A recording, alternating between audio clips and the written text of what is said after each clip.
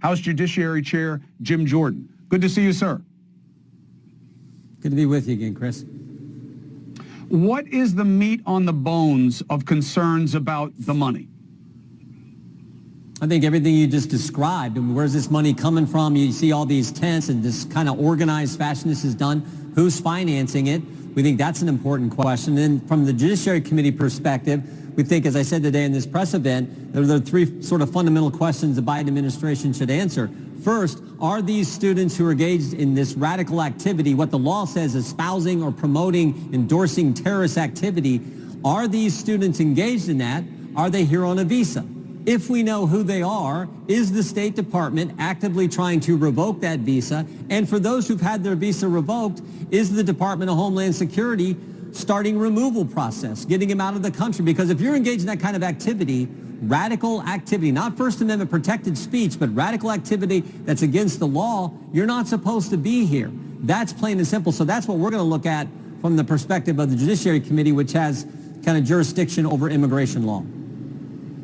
So we got guys running across the border with bags of fentanyl, and they get caught and released, and you think they're going to kick out Ivy League students for protesting? Well, I'm not saying that Mr. Mayorkas and the Biden administration are going to do it, because remember, as you point out, they're the ones who created this problem. They're the ones who on day one fundamentally changed the policies that were working. They said no more wall, no more remain in Mexico, and if you get here, you will be released. So they created this mess, but this situation is getting so bad. We think those fundamental questions are questions the American people have. And frankly, we as members of Congress and the American people would like to know the answers to those fundamental questions. Remember, on September 30th, 2021, Secretary Mayorkas writes a memorandum on how he's going to enforce immigration policy. And he talks about it in that memorandum, what you're looking for. And he says if there's a national threat, a threat to national security, then that's basis for removal. Well, the overarching question is what's going on these campuses, is that a national security threat? It sure looks like it when it's being done primarily, or at least we think in part by students here on a visa. Remember, at Columbia, 55% of the student body is here on a visa. So a majority of the people there as students are on a visa. Now, maybe there's people coming in engaged in this activity who aren't even students. We don't know. And I think the financing, figuring that all out, will help us determine that. But if there's students who are engaged in this radical activity that's against the law and they're here on a visa, they're supposed to be removed. I had no idea that high a percentage. I don't even know that's right, that it's 55%. But that certainly provides context. Why not use 30%, Mr. Chair? Go ahead. I was just going to say 30% at Harvard, 58% at Northeastern, and 42% at NYU. It's a huge number. And that's not just Northeastern schools. Those numbers are pretty high in other schools. Not as typically as high in Midwestern state universities, right, but it's a significant number of people, students who are here on some kind of visa.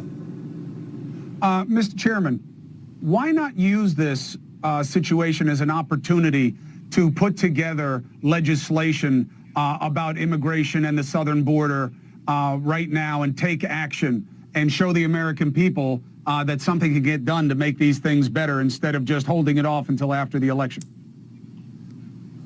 Well, we've tried. I mean, we tried that. We passed it a year ago. A bulk of that legislation, House Bill 2, came through our committee, the Judiciary Committee, and then the other part of it came through Homeland Security Committee here in Congress.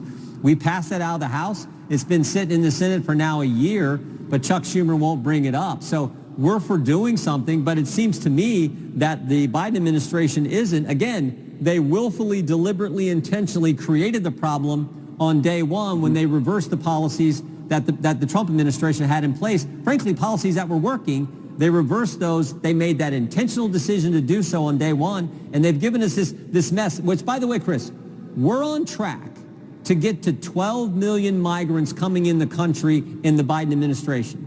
That's equivalent, that number, 12 million, is equivalent to the entire population of our home state, the state of Ohio. And we're the 7th largest state in the country.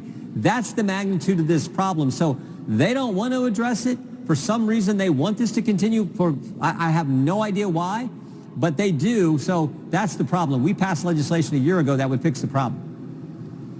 Of course, you had the Senate bill that they say Trump wanted you guys to back off of, but You did pass House Bill 2, and nothing's getting done. And you are right that the Biden administration seems to be okay with the level of inaction at the executive level that we're seeing. I can't disagree with you about that. I look forward to continuing the conversation. I think it's the top of the domestic agenda in this election. Chairman, thank you very much for being with us. To be continued. Jim Jordan.